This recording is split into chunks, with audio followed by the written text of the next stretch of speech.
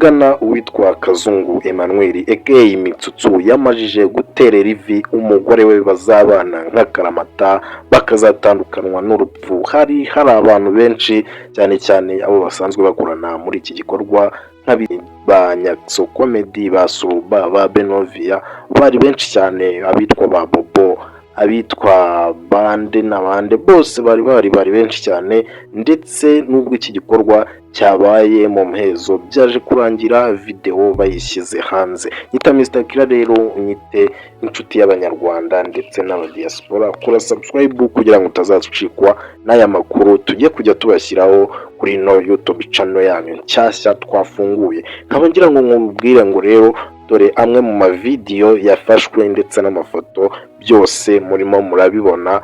Rero tugana ku musozo kuri subscribe. Daviz Kings abenshi bavu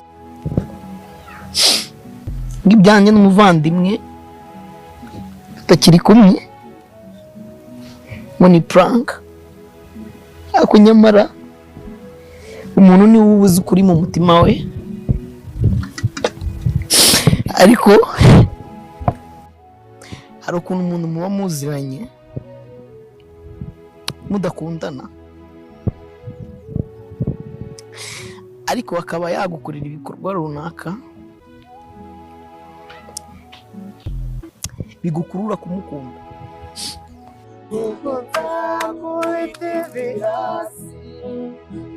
Mbere y'Imana n'abantu amekigeta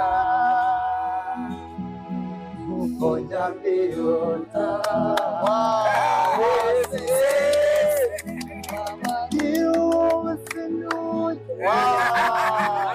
Marinyonarira amekigeta yuko ngukunda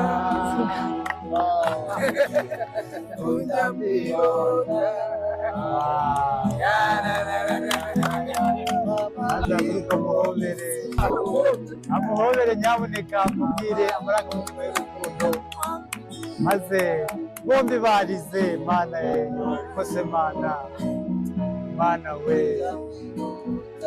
mbega icyo nabwira rero Mitsutsu cyangwa Emmanuel nk'uko mwakomeje kumwita, njye ndishimye wenda ibindi buriya ibyinshi biri abantu bivugana ari babiri gusa, ariko ibyo mu ruhame no gushima.